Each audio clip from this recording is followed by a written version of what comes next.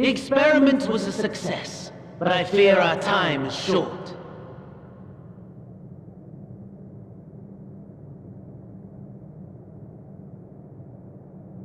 I shall begin the preparations.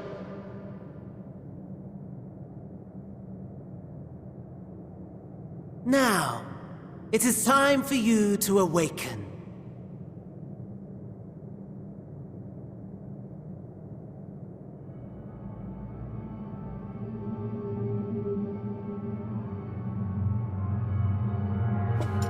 Good morrow to you. Here, have a taste before it gets cold. Oh, but be sure to remove your helmet. Take a moment, too, to familiarize yourself with that borrowed flesh.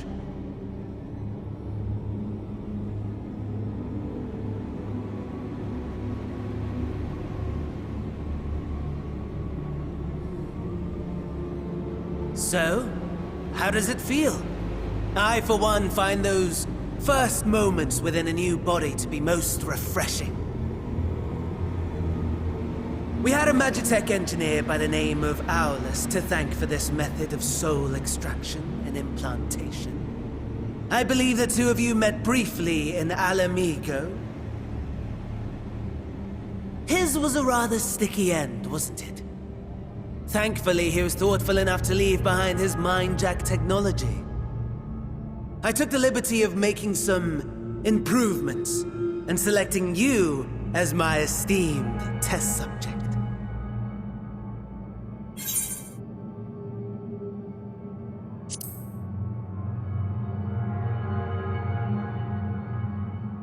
And permit you to go on a righteous rampage instead of partaking in this delicious meal? I think not. I must say, I have gone to great lengths to reunite you with my lord. When I discovered that his friend was in this neck of the woods, I suggested inviting you over for dinner. He never deigned to respond, but I took his silence as a resounding yes.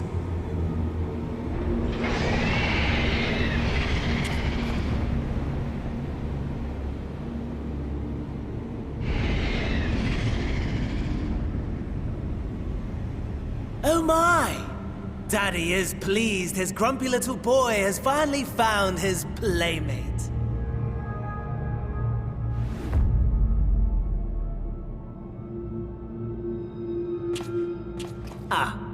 Exposition is in order.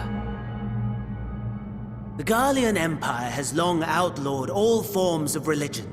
No gods to worship, no risk of summoning. Brilliantly simple. But people being people must turn to something or someone in their hour of need. Who then? Why, His Radiance the Emperor, of course.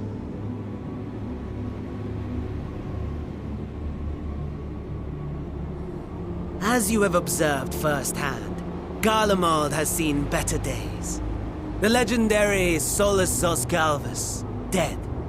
Provinces near and far in open rebellion. Our bold new emperor assassinated. And that last one even sparked a civil war. What rotten luck.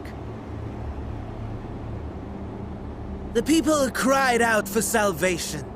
Their earnest pleas, one might even call them prayers, a supplication united for the Empire to reclaim her former glory.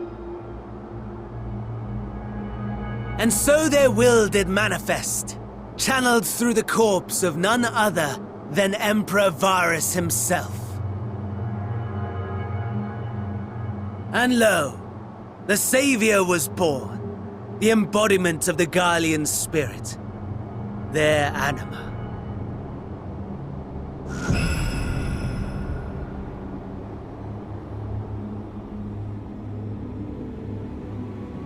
It calls to its subjects, compelling them to take up arms and fight. And just as the wealth and power gravitate towards the Empire's capital, so too does ether from every corner of the globe. The towers with which you and your allies have been so preoccupied were created as an extension of Anima itself. An ingenious design. Would you not agree, my lord?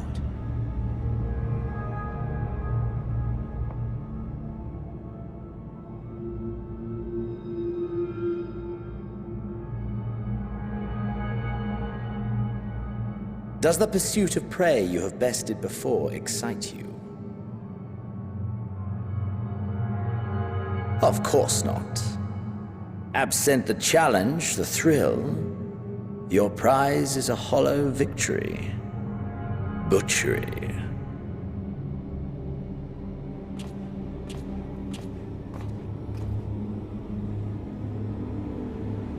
Perhaps you think that to be the extent of my promise.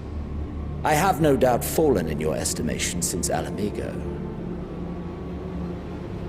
Fair enough. But do not let your disdain deprive us, of an opportunity to craft an even more majestic moment of euphoria. I have been honing my craft as I set the stage for our reunion.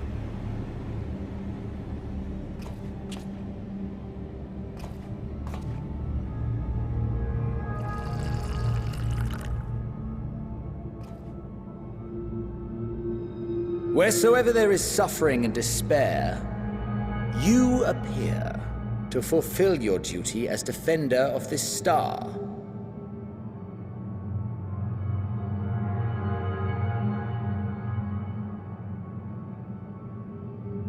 The chaos and destruction that my hordes have wrought are my gifts to you alone.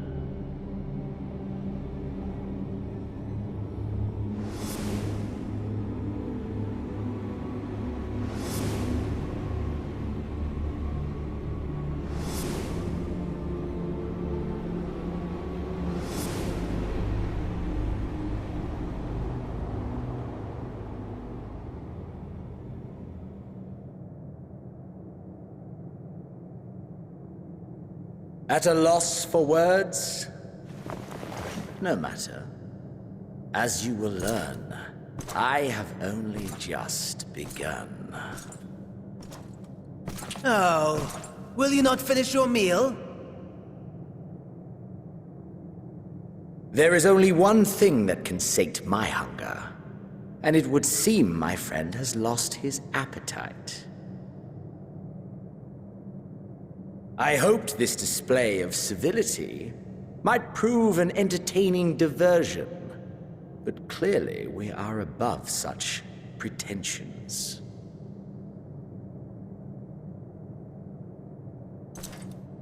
While my lifeless body was in the possession of the Ascian, I too claimed another's as my own. It was an enlightening experience to fight in an unfamiliar form. Flaws and failings in my technique were plain to see. Whence rises one's true strength? The flesh? The soul? Perhaps you should like to discover the answer for yourself.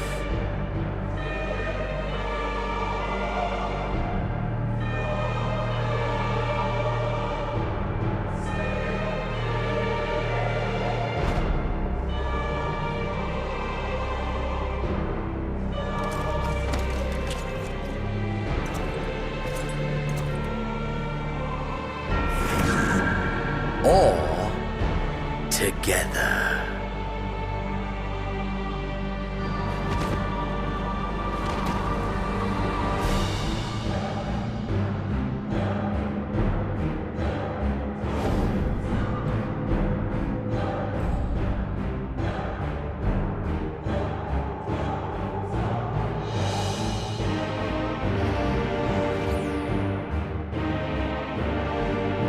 Oh dear! Whatever would happen if my lord were to greet your friends as you? I shudder to imagine what carnage he would wreak.